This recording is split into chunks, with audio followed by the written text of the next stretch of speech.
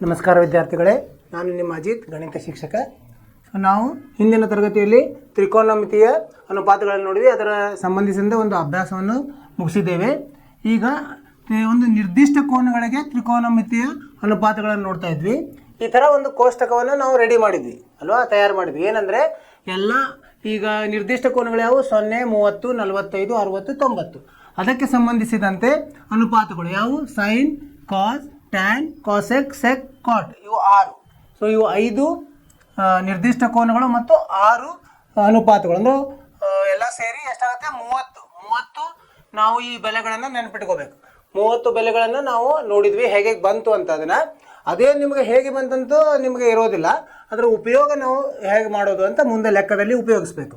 ಏನೇನು? ಸೈನ್ 0, 0 ಅದರ ಬೆಲೆ, ಸೈನ್ 30ರ ಬೆಲೆ ಅರ್ಧ, ಸೈನ್ 45ರ ಬೆಲೆ 1 ಭಾಗಲಬ್ಧ ವರ್ಗಮೂಲ 2, ಸೈನ್ 60ರ ಬೆಲೆ ವರ್ಗಮೂಲ 3 ಭಾಗಲಬ್ಧ 2, ಸೈನ್ 90ರ ಬೆಲೆ 1. ಅಂದರೆ ಸೈನ್ ಬೆಲೆ 0ಯಿಂದ 90ರೊಳಗೆ ಹೇಗೆ ಇದು ಏನು ನಮ್ಮ ಇದು ಕೋನ ಅದರ ಬೆಲೆ ಬೆಳೀತಾ ಹೋಗ್ತದೆ, ಹಾಗೆ ಬೆಲೆಯನ್ನು ಬೆಳೀತಾ ಹೋಗ್ತದೆ.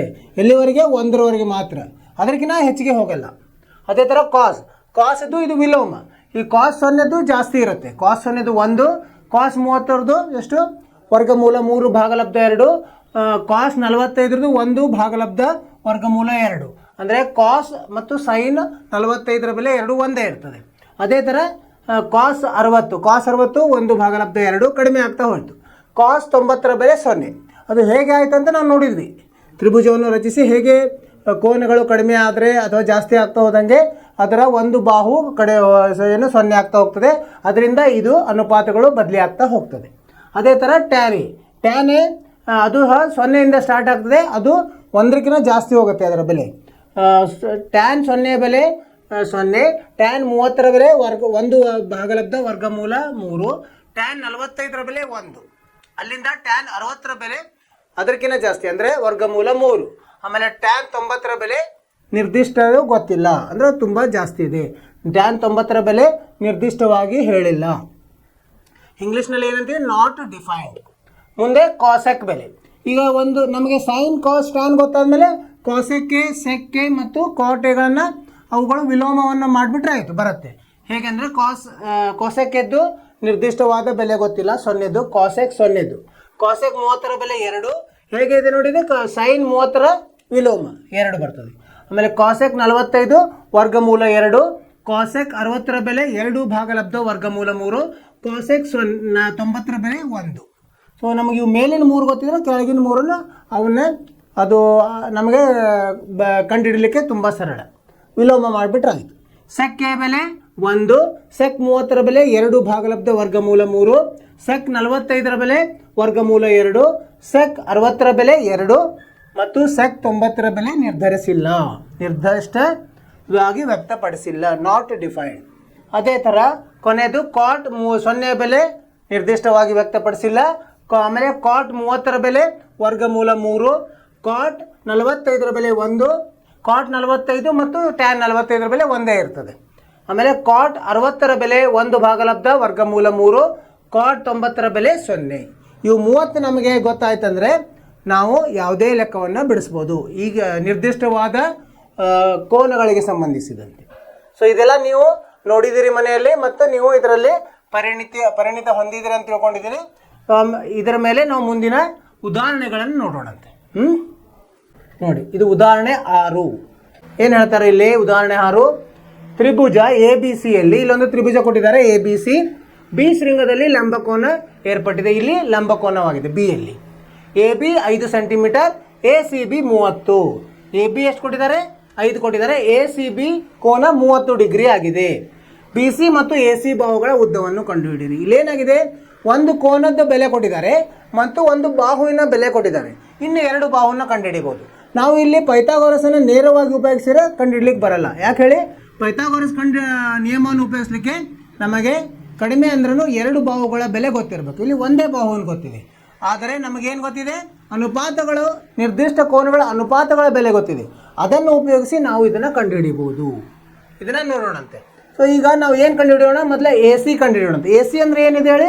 ಲಂಬಕೋನ B ಯಲ್ಲಿದೆ ಅಂದರೆ ಅದರ ಎದುರುಗಡೆ ಇರೋದಕ್ಕೆ ಅಂದರೆ ವಿಕರ್ಣ ಅಂತ ಹೇಳ್ತೀವಲ್ಲ. ಸೊ ಈಗ ನಾವು ವಿಕರ್ಣ ಕಂಡುಹಿಡಲಿಕ್ಕೆ ಏನು ಉಪಯೋಗಿಸ್ಬೇಕು? ಇದರ ಸೈನ್, ಅಂದರೆ ಇಲ್ಲಿ ಏನಿದೆ ಅಭಿಮುಖ ಭಾವ ಗೊತ್ತಿದೆ, ವಿಕರ್ಣ ಗೊತ್ತಿಲ್ಲ. ಅಂದರೆ ಯಾವುದು ಉಪಯೋಗಿಸ್ಬೇಕು ನಾವು? ಅನುಪಾತ ಸೈನ್. ಸೈನ್ 30 ಉಪಯೋಗಿಸಿದ್ರೆ ಇದು ನಾವು ಕಂಡುಹಿಡಿಬೋದು. ಸೈನ್ 30 ಸಮ ಏನು ಬರ್ತದೆ ಇಲ್ಲಿ? ಸೈನ್ 30 ಅಂದರೆ ಅಭಿಮುಖ ಬಾಹು ಎ ಬಿ ಭಾಗಲಬ್ಧ ವಿಕರ್ಣ ಎ ಸಿ. ಈಗ ನಮಗೆ ಎ ಬಿ ಗೊತ್ತಿದೆ ಮತ್ತು ಸೈನ್ 30 ಬೆಲೆನೂ ಗೊತ್ತಿದೆ ಈ ಕೋಷ್ಟಕದಲ್ಲಿ, ಇಲ್ಲಿ ನೋಡಿದ್ವಲ್ಲ. ಇದನ್ನು ನೆನ್ಪಿಡ್ಬೇಕು. ಸೈನ್ 30 ಬೆಲೆ 1 ಭಾಗಲಬ್ಧ 2. ಅಂದರೆ ಎ ಬಿ ಬೆಲೆ ಎಷ್ಟಿದೆ ಇಲ್ಲಿ? ಎ ಬಿ ಬೆಲೆ 5 ಇದೆ, 5. ಎ ಸಿ ಬೆಲೆ ಕಂಡುಹಿಡಿಬೋದು. ಈಗ ಇದನ್ನು ಕತ್ತರಿ ಗುಣಾಕಾರ ಮಾಡಿದ್ರೆ ಎ ಸಿ ಅಲ್ಲಿ ಹೋಗ್ತದೆ. ಇದೇನಾಗುತ್ತೆ? 5 ಗುಂಡ್ಲೆ 2 10 ಸೆಂಟಿಮೀಟರಲ್ಲಿ ಇದೆಯಲ್ಲ. ಹಾಂ, ಎ ಸಿ ಬೆಲೆ ಬಂತು. ಈಗ ನಾವು ಮುಂದಿನದ್ದು ಯಾವುದಿದೆ? ಬಿ ಸಿ ಕಂಡುಹಿಡ್ಬೋದು. ಬಿ ಸಿಯನ್ನು ನಾವು ಏನು ಪೈಥಾಗೋರಸ್ ನಿಯಮದಿಂದನೂ ಕಂಡುಹಿಡಿಬೋದು ಅಥವಾ ಈ ಅನುಪಾತಗಳೆಂದು ಕಂಡುಹಿಡಿಬೋದು. ಬಿ ಸಿ ಯಾವುದಿದೆ ಅದು? ಬಿ ಸಿ ಇಲ್ಲಿ 30ಕ್ಕೆ ಪಾರ್ಶ್ವಬಾಹುವಾಗಿದೆ. ಅಂದರೆ ಯಾವುದನ್ನು ಉಪಯೋಗಿಸ್ಬೇಕು ನಾವು? ಕಾಸ್ 30 ಉಪಯೋಗಿಸ್ಬೇಕು.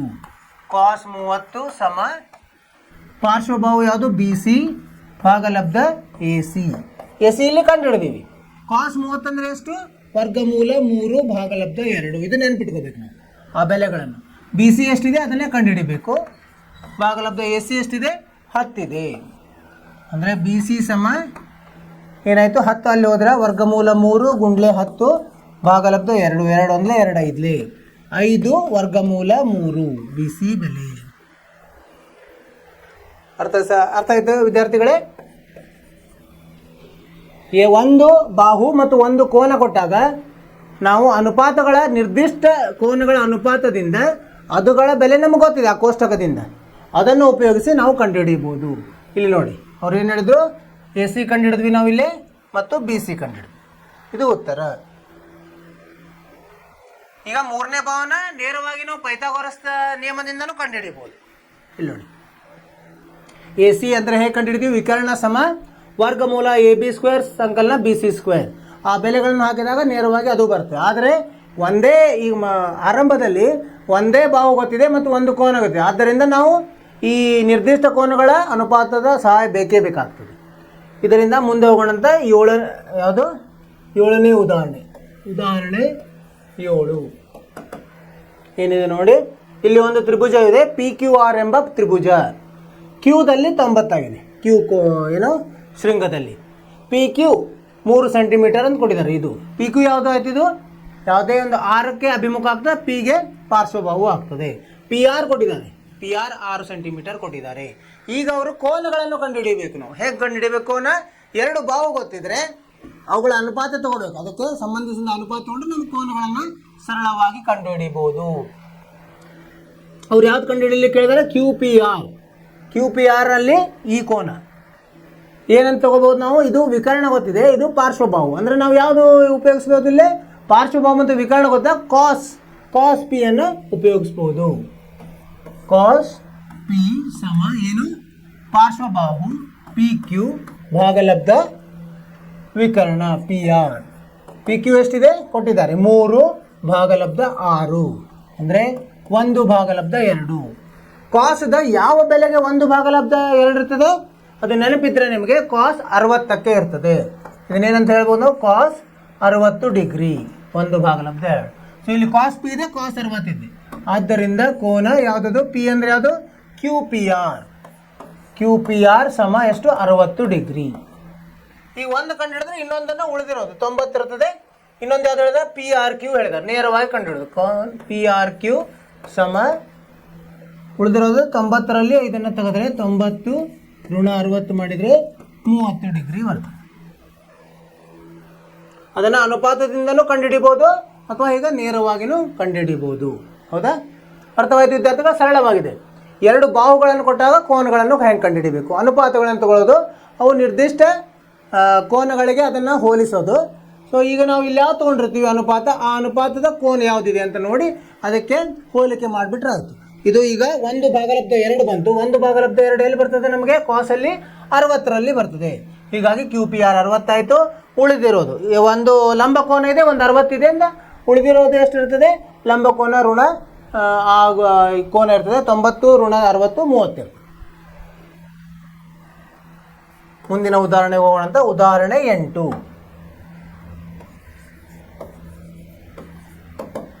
ಏನಿದೆ ನೋಡೋಣಂತೆ.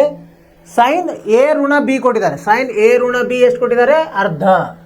ಸೈನ್ ಎ ಋಣ ಬಿ ಸಮ 1/2 ಕೊಟ್ಟಿದ್ದಾರೆ. ಕಾಸ್ ಎ ಸಂಕಲನ ಬಿ ಕೊಟ್ಟಿದ್ದಾರೆ. ಎಷ್ಟು? ಅರ್ಧ ಕೊಟ್ಟಿದ್ದಾರೆ.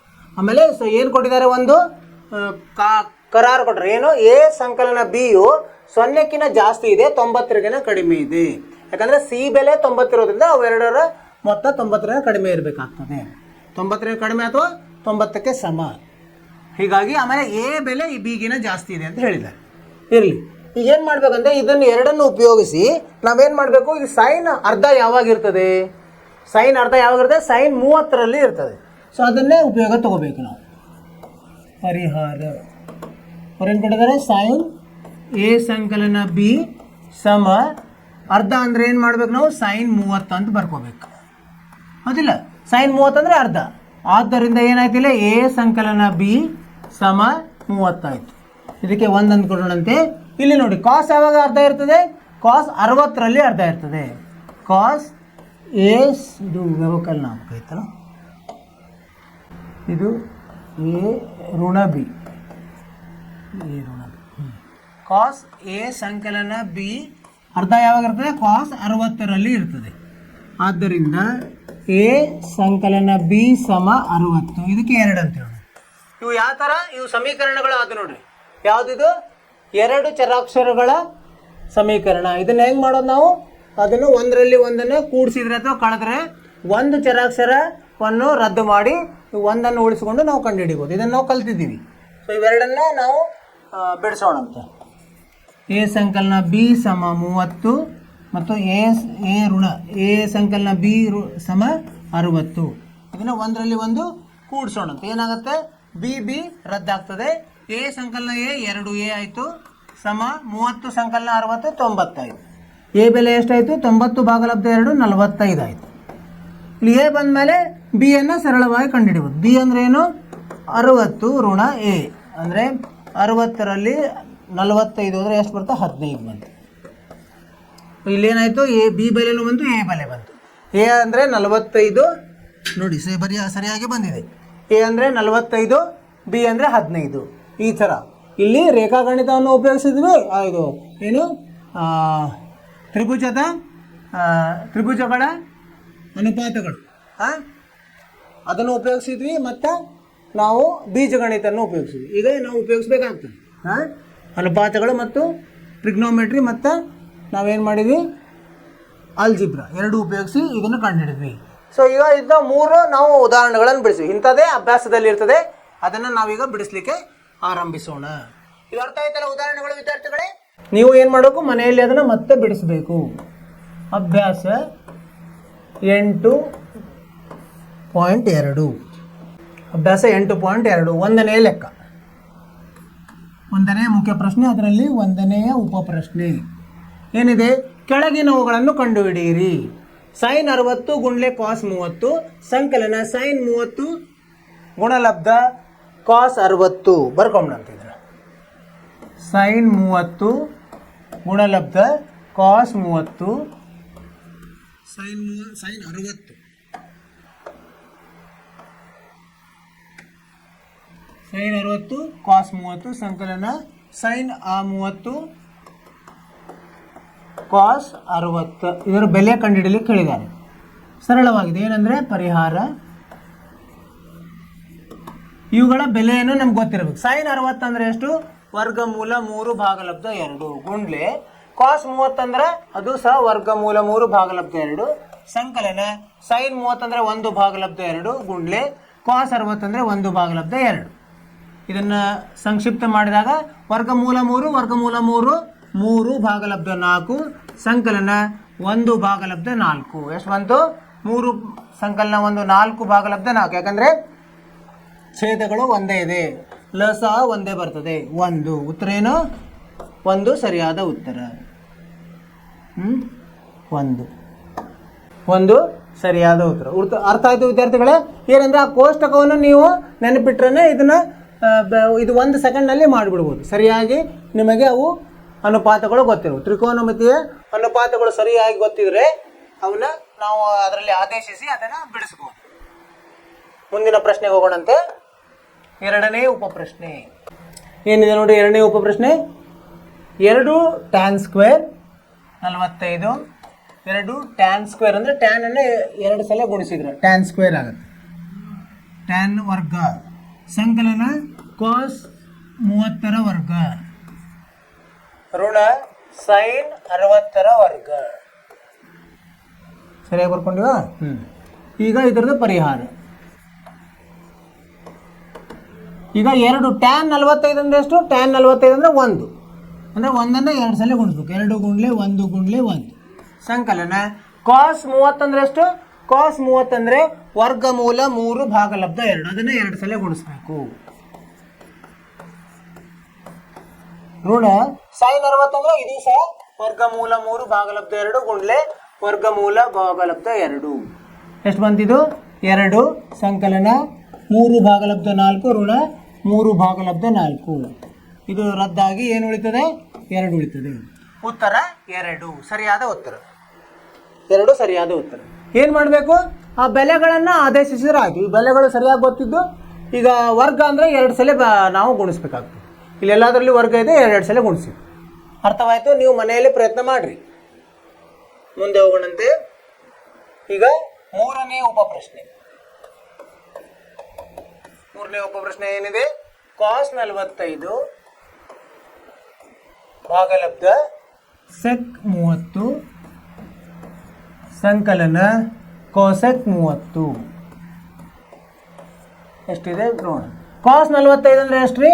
1 ಭಾಗಲಬ್ಧ ವರ್ಗಮೂಲ 2 ಭಾಗಲಬ್ಧ ಸೆಕ್ 30 ಅಂದರೆ 2 ಭಾಗಲಬ್ಧ ವರ್ಗಮೂಲ 3 ಸಂಕಲನ ಕೋಸೆಕ್ 30 ಅಂದರೆ 2. ಇವು ಸರಿಯಾಗಿ ನೆನಪಿದ್ರೆ ನಮಗೆ ಸರಳವಾಗಿ ಬರುತ್ತೆ. ಯಾಕಂದ್ರೆ ನಾವು ತುಂಬ ದಿವಸದಿಂದ ಮಾಡಿದ್ವಿ, ತಲೆಯಲ್ಲಿ ಕೂತ್ಕೊಂಡ್ಬಿಟ್ಟಿದೆ. ನೀವೇನು ಮಾಡಬೇಕು? ಅದನ್ನು ಜಾಸ್ತಿ ನೀವು ಅದನ್ನು ನೋಡ್ತಾ ಇದ್ದರೆ ಬರಿತಾ ತೆಗೆದ್ರೆ ನೀವು ಲೆಕ್ಕಗಳನ್ನು ಮಾಡಿದರೆ ತಲೆಯಲ್ಲಿ ಉಳಿತದೆ ಅದು. ಇದನ್ನು ಬಿಡಿಸೋಣಂತೀಗ. 1 ಭಾಗಲಬ್ಧ ವರ್ಗಮೂಲ 2 ಇಲ್ಲಿ ಲಸ ವರ್ಗಮೂಲ 3 ಆಗುತ್ತೆ. 2 ವರ್ಗಮೂಲ 3 ಭಾಗಲಬ್ಧ ವರ್ಗಮೂಲ 3. ಇದನ್ನು ಬಿಡಿಸಿದಾಗ ಏನು ಬರ್ತದೆ ನಮಗೆ? ವರ್ಗಮೂಲ ಮೇಲೆ ಹೋಗ್ತದೆ 3. 1 ಭಾಗಲಬ್ಧ ವರ್ಗಮೂಲ 2 ಗುಂಡ್ಲೆ ವರ್ಗಮೂಲ 3 ಭಾಗಲಬ್ಧ 2 ಸಂಕಲನ 2 ವರ್ಗಮೂಲ 3. ಈಗೇನು ಮಾಡೋಣ? ಈಗ ಇಲ್ಲಿ ವರ್ಗಮೂಲ 2ಅನ್ನು ಹೊರಗಡೆ ತೆಗೆದ್ರೆ ಇದನ್ನು ಗುಣಿಸ್ಕೊಂಡ್ಬಿಡೋಣಂತೆ. ವರ್ಗಮೂಲ 3 ಭಾಗಲಬ್ಧ 2 ವರ್ಗಮೂಲ 2 ಸಂಕಲನ 2 ವರ್ಗಮೂಲ 6 ಆಯಿತು. ಈಗ ಇಲ್ಲೇನಿದೆಲ್ಲ ಛೇದವನ್ನು ನಾವೇನು ಮಾಡಬೇಕು? ಇದನ್ನು ಈ ಏನಿದೆ ನೋಡಿ ಇಲ್ಲಿ ನಿರ್ದಿಷ್ಟವಾದ ಸಂಖ್ಯೆಲ್ಲ ಇದನ್ನು ಅದಕ್ಕೆ ಏನಂತೀವಿ? ರ್ಯಾಷನಲೈಸ್ ಮಾಡೋದು. ಕೆಳಗಡೆ ಇದ್ದಿಂದ ರ್ಯಾಷನಲೈಸ್ ಮಾಡೋದು. ಅದಕ್ಕೆ ಏನು ಮಾಡ್ಬೇಕು? ನಾವು ಗುಣಿಸ್ಬೇಕು. ಅದರ ವಿಲೋಮ ಏನು? ವರ್ಗಮೂಲ 2 ಋಣ 2 ವರ್ಗಮೂಲ 6 ಭಾಗಲಬ್ಧ 2 ವರ್ಗಮೂಲ 2 ಋಣ 2 ವರ್ಗಮೂಲ 6. ಏನು ಬರ್ತದೆ? ಇದು ಗುಣಿಸಿದ್ರೆ ನೋಡೋಣಂತೆ. ಈಗ ಇದನ್ನು ಇಲ್ಲಿ ಬರ್ತೀನಿ ನಾನು. ಇದನ್ನು ಗುಣಿಸಿದರೆ 2 ವರ್ಗಮೂಲ 6 ಋಣ 2 ವರ್ಗಮೂಲ 18. ವರ್ಗಮೂಲ ಒಳಗಡೆದ್ದು ಗುಣಿಸ್ತಿಬೋದು. ಆಮೇಲೆ ಇದನ್ನು ಗುಣಿಸಿದ್ರೆ ಏನಾಗುತ್ತೆ? 2ರ ವರ್ಗ 4 4 8 ಋಣ ಇದು 2ರ ವರ್ಗ 4 4 24 ಆಯಿತು. ಸರಿನಾ? ಸರಿ. ಈಗೇನಾಯ್ತು? ಇದು ಕೆಳಗಡೆ ಋಣನ ಮೇಲೆ ತೊಗೊಂಡ್ರೆ ಇದನ್ನು ಹೊರಗಡೆ ತೆಗಿಬೋದು. 2ನೇ ಋಣ 2ಅನ್ನು ಹೊರಗೆ ತೆಗೋಣ. ಋಣ 2ಅನ್ನು ಹೊರಗೆ ತೆಗೆದ್ರೆ ಏನು ಉಳಿತದೆ? ಋಣ 18 ಅಂದರೆ 3 ವರ್ಗಮೂಲ 2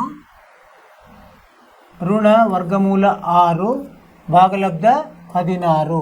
ಇದು ಋಣ ಚಿಹ್ನವನ್ನು ಇಲ್ಲಿ ತೊಗೊಂಡು ಬಂದಿದ್ದೀವಿ ಅಂದರೆ ಇದನ್ನು ಬರೆದಿರೋದ್ರಿಂದ ಈ ಋಣ ಹೋಗಿದೆ. ಈಗ 2 1 2 8 ಸರಿನಾ? ಉಳಿತೇನು? 3 ವರ್ಗಮೂಲ 2 ಋಣ ವರ್ಗಮೂಲ 6 ಭಾಗಲಬ್ಧ 8. ಇದು ಸರಿಯಾದ ಉತ್ತರ. ಏನು ಮಾಡಿದ್ವಿ ನಾವು ಇಲ್ಲಿ? ಛೇದವನ್ನು ಅದರ ಏನು ವರ್ಗಮೂಲ ಇರ್ತದೆ ಅದನ್ನು ತೆಗಿಬೇಕು. ಅದನ್ನು ಹೇಗೆ ತೆಗೆಯೋದು? ಅದರ ವಿಲೋಮವನ್ನು ನಾವು ಗುಣಿಸ್ಬೇಕಾಗ್ತದೆ. ಇಲ್ಲಿ ಅದು ಕೆಳಗಡೆದ್ದು ಏನೋ ಪೂರ್ಣಾಂಕಿ ಆಗಬೇಕು. ಪೂರ್ಣಾಂಕಿ ಆಗುವಂಗೆ ಗುಣಿಸ್ಬೇಕು. ಈಗ 2 ವರ್ಗಮೂಲ 2 ಸಂಕಲನ 2 ವರ್ಗಮೂಲ 6 ಇದ್ದಾಗ ಅದನ್ನು ಇದು ಹೆಂಗಿದ್ದಂಗೆ a + b ಇದ್ದಂಗೆ a - b ಗುಣಿಸ್ಬೇಕು ಮೇಲೆ ಕೆಳಗೆ. ಅಂದ್ರೆ ಅದನ್ನು ಆ ಬೆಲೆಗಳು ಏನು ಬದಲಿ ಆಗಬಾರ್ದು. ಮೇಲೆ ಕೆಳಗೆ ಗುಣಿಸಿದ್ರೆ ಬದಲಿ ಆಗಲ್ಲ ಈ ಇದರದ್ದು ಭಿನ್ನ ರಾಶಿ. ಆ ಥರ ನಾವು ಗುಣಿಸಬೇಕು. ಗುಣಿಸಿದ್ವಿ, ಅದನ್ನೇ ನಾವು ಸರಳೀಕರಣಗೊಳಿಸಿದಾಗ ಈ ಉತ್ತರ ಬಂತು. ಇಲ್ಲಿಂದ ಏನಿದೆಯಲ್ಲ ಇದು ಸ್ವಲ್ಪ ನೀವು ಜಾಸ್ತಿ ನೋಡ್ಕೊಳ್ಬೇಕಾಗ್ತದೆ. ಇಲ್ಲಿವರೆಗೆ ಒಂದು ಬೆಲೆ ಬರ್ತದೆ, ಕೆಳಗಡೆ ಅಪೂರ್ಣಾಂಕಗಳನ್ನು ಇಡೋಂಗಿಲ್ಲ. ಅದು ಪೂರ್ಣ ಮಾಡಲಿಕ್ಕೆ ಕೆಳಗಡೆಯಿಂದ ಬಿಡಿಸ್ಬೇಕಾಗ್ತದೆ. ಮುಂದಿನ ಲೆಕ್ಕಕ್ಕೆ ಹೋಗೋಣಂತ. 3ನೇದಾಯ್ತು, 4ನೇದು. 4ನೇ ಉಪಪ್ರಶ್ನೆ. sin 30 ಸಂಕಲನ tan 45 ಋಣ cosec 60 ಭಾಗಲಬ್ಧ sec 30 ಸಂಕಲನ cos 60 ಸಂಕಲನ cot 45. ಇವುಗಳ ಎಲ್ಲ ಬೆಲೆಯೂ ಇರ್ತದೆ. ಈ ಬೆಲೆ ನೆನಪಿಟ್ಕೋಬೇಕಷ್ಟೇ ನಾವು. ಹೇಗೆ ಮಗ್ಗಿಗಳನ್ನು ಹೇಗೆ ಬಯಾಟ್ ಮಾಡ್ತಾರಲ್ಲ ಆ ಥರ ಇದನ್ನು ಬಯಾಟ್ ಮಾಡಬೇಕಾಗತ್ತೆ. ಈಗ sin 30ರ ಬೆಲೆ ಎಷ್ಟು? 1 ಭಾಗಲಬ್ಧ 2 ಸಂಕಲನ. tan 45ರ ಬೆಲೆ 1 ಋಣ tan cosec 60ರ ಬೆಲೆ 2 ಭಾಗಲಬ್ಧ ವರ್ಗಮೂಲ 3 ಭಾಗಲಬ್ಧ sec 30ರ ಬೆಲೆ ಎಷ್ಟು? 2 ಭಾಗಲಬ್ಧ ವರ್ಗಮೂಲ 3 ಸಂಕಲನ cos 60ರ ಬೆಲೆ 1 ಭಾಗಲಬ್ಧ 2 ಸಂಕಲನ cot 45ರ ಬೆಲೆ 1. ಇದನ್ನ ಈಗ ನಾವು ಸರಳ ಮಾಡಬೇಕು. ಹೆಂಗೆ ಮಾಡೋದು? ಈಗ ನೋಡಿ, ಈಗ ಮೇಲಿನ ಏನು ಬರ್ತದೆ? ಲಸ 2 ವರ್ಗಮೂಲ 3 ಬರ್ತದೆ. ಇಲ್ಲಿ ವರ್ಗಮೂಲ 3 ಸಂಕಲನ 2 ವರ್ಗಮೂಲ 3 ಋಣ ಇಲ್ಲಿ 2 4 ಬಂದು ಭಾಗಲಬ್ಧ ಇಲ್ಲಿಯೂ ಸಹ 2 ವರ್ಗಮೂಲ 3 ಬರ್ತದೆ. ಲಸ ಇಲ್ಲಿ ಏನು ಗುಣಿಸ್ಬೇಕು ನಾವು? 2ರಲ್ಲಿ ಅಂದರೆ 4 ಸಂಕಲನ ವರ್ಗಮೂಲ 3 ಸಂಕಲನ 2 ವರ್ಗಮೂಲ 3. ಈಗ ಮುಂದಿನ ಹಂತದಲ್ಲಿ ಏನು ಮಾಡಬೇಕು? ಇದನ್ನು ಇಲ್ಲಿ ಬರೀತೀನಿ. 2 ವರ್ಗಮೂಲ 3 1 ವರ್ಗಮೂಲ 3 ಅಂದರೆ 3 ವರ್ಗಮೂಲ 3 ಆಯಿತು. 3 ವರ್ಗಮೂಲ 3 ಋಣ 4 ಭಾಗಲಬ್ಧ 2 ವರ್ಗಮೂಲ 3 ಗುಂಡ್ಲೆ ಇದು ವಿಲೋಮ ಆಗ್ತದೆ. 2 ವರ್ಗಮೂಲ 3 ಮೇಲೆ ಬರ್ತದೆ, ಭಾಗಲಬ್ಧ ಇದು ಎಷ್ಟು? 4 ಸಂಕಲನ 3 ವರ್ಗಮೂಲ 3 ಆಯಿತು. ಸರಿನಾ? ಸರಿಯಾಗಿದೆ. ಈಗೇನಾಯಿತು? ಇದು ರದ್ದಾಗ್ತದೆ. ಉಳಿತದೇನು? 3 ವರ್ಗಮೂಲ 3 ಋಣ 4 ಇದನ್ನು ಸಹ ಹಾಗೆ ಬರೋಣ. 3 ವರ್ಗಮೂಲ 3 ಸಂಕಲನ 4. ಇದನ್ನು ನಾವೇನು ಮಾಡಿದೆ? ಹಿಂದೆ ಮುಂದೆ ಬರೆದೆ ಅಷ್ಟೆ. ಮುಂದೆ ನಾವೇನು ಮಾಡಬೇಕೀಗ? ಛೇದವನ್ನು ಬಿಡಿಸ್ಕೋಬೇಕು. ಛೇದವನ್ನು ಸರಳ ಮಾಡಬೇಕು. ಏನು ಗುಣಿಸ್ಬೇಕು? ಛೇದವನ್ನು ಇದರದೇ ವಿಲೋಮ 3 ವರ್ಗಮೂಲ 3 ಋಣ 4 ಇಲ್ಲಿನೂ 3 ವರ್ಗಮೂಲ ಋಣ 4 ಎಷ್ಟು ಬರ್ತದೆ? ಇದು ಎ ಮತ್ತು ಬಿ ಇದ್ದಂಗೆ a - b ವರ್ಗ ಅಂದರೆ 3. ಇದು a - b ವರ್ಗ ಏನು? a² ಸಂಕಲನ b² ಋಣ 2ab. a² ಅಂದರೆ 3 3 9 3 27 ಸಂಕಲನ 16 ಋಣ 2 3 6 6 4 24 ಋಣ 3 ಭಾಗಲಬ್ಧ ಇದೇನು ಬರುತ್ತೆ? 3 3 9 3 27 ಋಣ 16 ಎಷ್ಟು ಬಂತು ನೋಡ್ರಿ? 27 16 ಎಷ್ಟು? 43 ಋಣ 24 ವರ್ಗಮೂಲ 3 ಭಾಗಲಬ್ಧ 11. ಇದು ಉತ್ತರ. 43 ಋಣ 24 ವರ್ಗಮೂಲ 3 ಭಾಗಲಬ್ಧ 11 ಇದು ಸರಿಯಾದ ಉತ್ತರ. ಏನು ಮಾಡಬೇಕು ನಾವು? ಮೊದಲು ಬೆಲೆಗಳನ್ನು ಆದೇಶಿಸಬೇಕು, ಅದನ್ನು ಸರಳ ಮಾಡಬೇಕು. ನಮಗೆ ಇಲ್ಲಿ ಹೆಂಗೆ ಬರ್ತದೆ? ಅದು ಅಂಶ ಛೇದದಲ್ಲಿ ಇದು ಅಪೂರ್ಣ ಸಂಖ್ಯೆ ಬರ್ತದೆ. ಅದನ್ನು ನಾವು ಮತ್ತೆ ಅದನ್ನು ಸರಿ ಮಾಡಬೇಕು. ಹೆಂಗೆ ಸರಿ ಮಾಡ್ತೀವಿ? ಅದನ್ನು ಛೇದವನ್ನು ಅದರ ವಿಲೋಮವನ್ನು ಗುಣಿಸ್ಬೇಕು. ಗುಣಿಸಿ ಕೆಳಗಡೆಯಿಂದ ಪೂರ್ಣ ಸಂಖ್ಯೆಯಾಗಿ ಮಾಡಬೇಕು. ಪೂರ್ಣ ಸಂಖ್ಯೆಯಾಗಿ ಮಾಡಿಂದ ನಮಗೆ ಏನು ಕೊನೆಯ ಉತ್ತರ ಬರ್ತದೆ ಅದೇ ಸರಿಯಾದ ಉತ್ತರ. ಅರ್ಥವಾಯಿತು ವಿದ್ಯಾರ್ಥಿಗಳೇ? ಇವನ್ನ ನೀವು ಎಷ್ಟು ಪುನರಾವರ್ತನೆ ಮಾಡ್ತೀರಿ ಅಷ್ಟು ನೀವು ಪರಿಪೂರ್ಣ ಆಗ್ತೀರಿ. ನಿಮಗೆ ಸಂದೇಹಗಳು ಕಡಿಮೆ ಆಗ್ತಾ ಹೋಗ್ತದೆ. 4 ಆಯ್ತು. ಈಗ 5ನೇದು ನೋಡೋಣ. 5ನೇ ಉಪಪ್ರಶ್ನೆ. 5 ಕಾಸ್ ಸ್ಕ್ವೇರ್ 60 ಸಂಕಲನ 4 ಸೀಕೆಂಡ್ ಸ್ಕ್ವೇರ್ 30 ಋಣ ಟ್ಯಾನ್ ಸ್ಕ್ವೇರ್ 45 ಭಾಗಲಬ್ಧ ಸೈನ್ ಸ್ಕ್ವೇರ್ 30 ಸಂಕಲನ ಕಾಸ್ ಸ್ಕ್ವೇರ್ 30. ನಿಧಾನವಾಗಿ ಬಿಡಿಸೋಣಂತೆ, ಏನು ತಪ್ಪಲಾರ್ದ. 5 ಗುಂಡ್ಲೆ ಕಾಸ್ 60 ಅಂದರೆ ಎಷ್ಟು?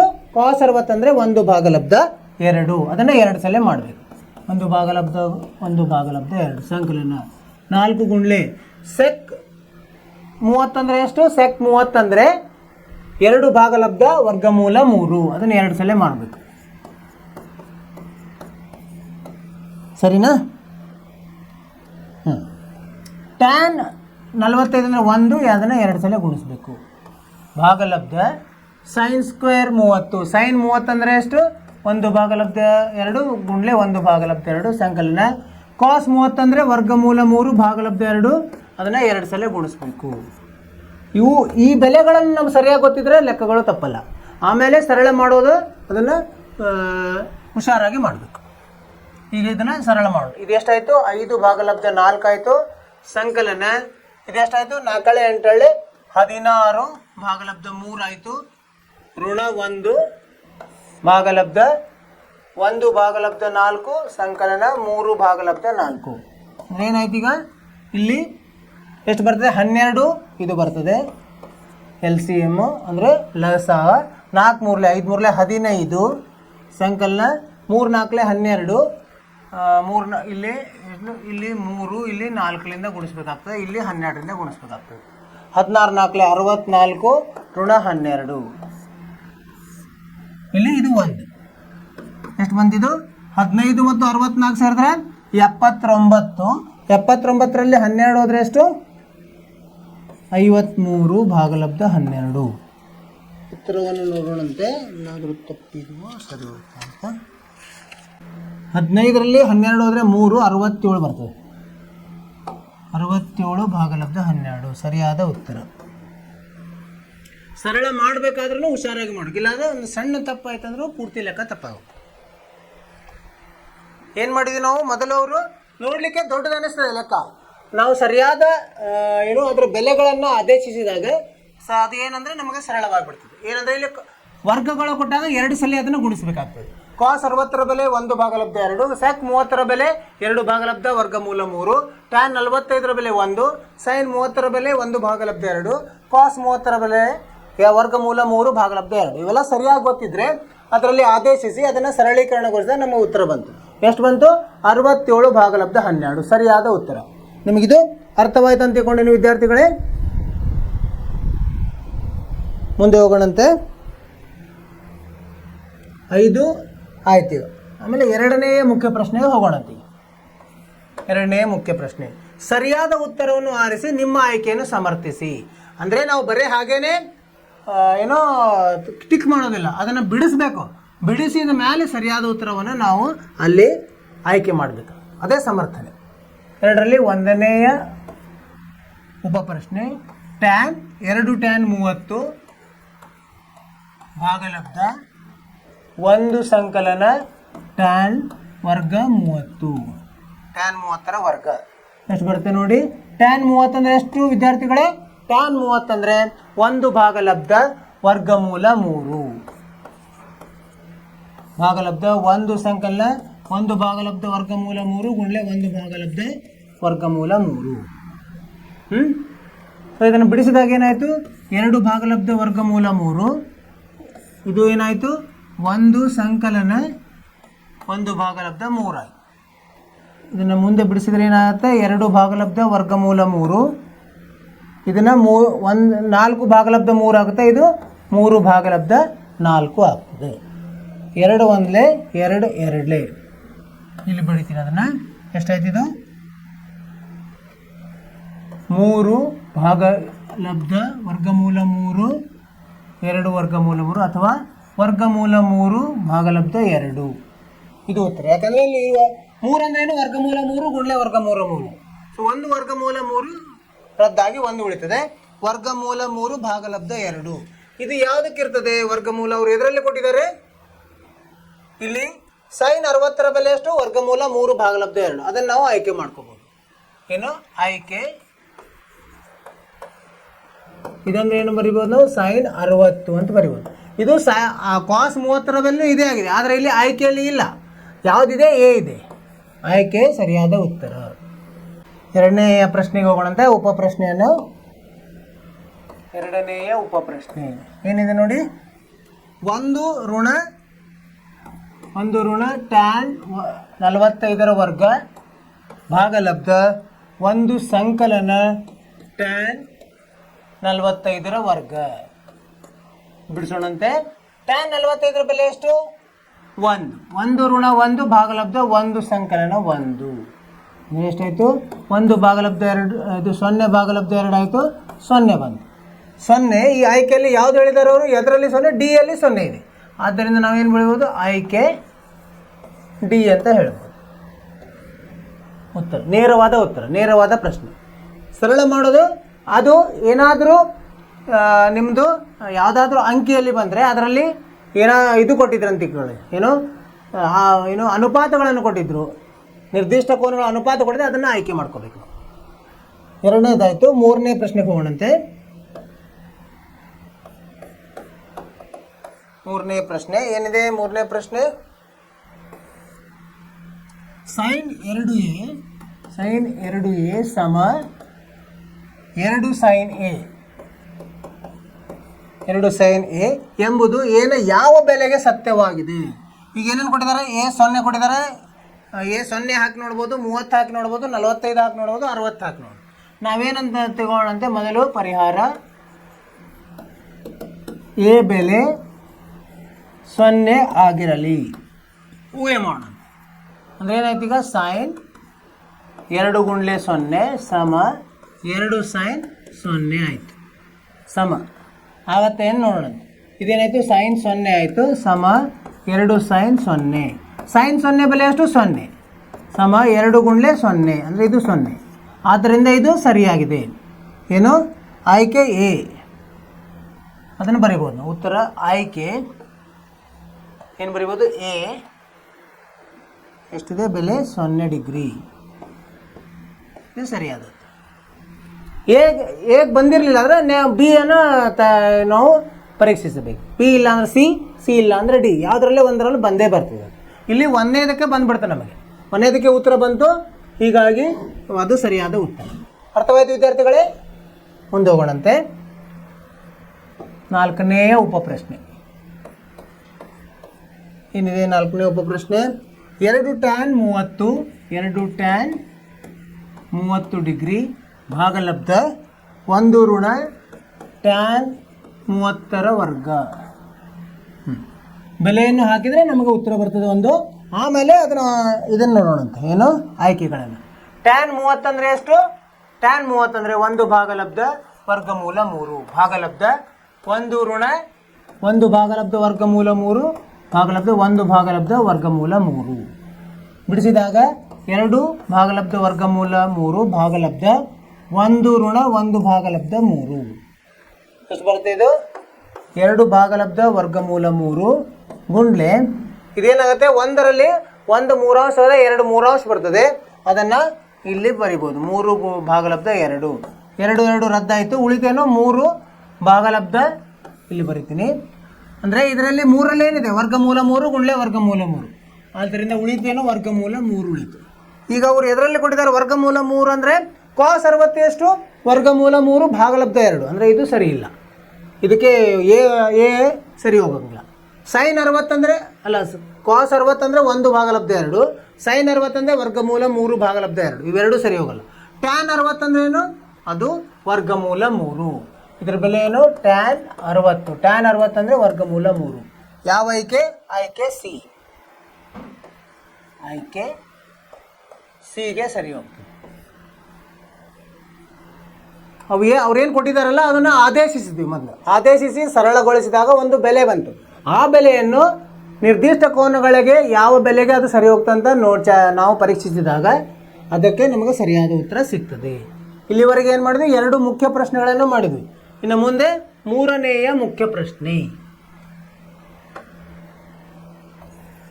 3ನೇಯ ಮುಖ್ಯ ಪ್ರಶ್ನೆ ಏನಿದೆ, ಏನು ಕೊಟ್ಟಿದ್ದಾರೆ ಬರ್ಕೊಂಬಿಡೋದು. Tan A plus B, tan A ಸಂಕಲನ ಬಿ ಸಮ ವರ್ಗಮೂಲ 3. ಆಮೇಲೆ ಇನ್ನೊಂದು ಟ್ಯಾನ್ ಎ ವ್ಯವಕಲನ ಎ ಋಣ ಬಿ 1/ಲಬ್ಧ ವರ್ಗಮೂಲ 3 ಆಗಿದೆ. ಇಲ್ಲಿ ಎ ಸಂಕಲನ ಬಿ ಯು 0ಗಿಂತ ಜಾಸ್ತಿ ಇದೆ ಮತ್ತು ಎ ಯು ಬಿಗಿಂತ ಜಾಸ್ತಿ ಇದೆ. ಎ ಮತ್ತು ಬಿ ಬೆಲೆ ಕಂಡು ಹಿಡೀರಿ ಅಂತ ಹೇಳಿದ್ದಾರೆ. ಅದು ಮೊದಲೇದು ಮಾಡಿದ್ರೆ ಅದೇ ಥರ ಇದೆ ಇದು ಲೆಕ್ಕ. ಪರಿಹಾರ ಇದು ಏನು ಮಾಡಬೇಕು, ತ್ರಿಕೋನಮಿತಿಯ ಅನುಪಾತಗಳನ್ನು ಉಪಯೋಗಿಸಬೇಕು, ಬೀಜಗಣಿತವನ್ನು ಉಪಯೋಗಿಸಬೇಕಾಗ್ತದೆ.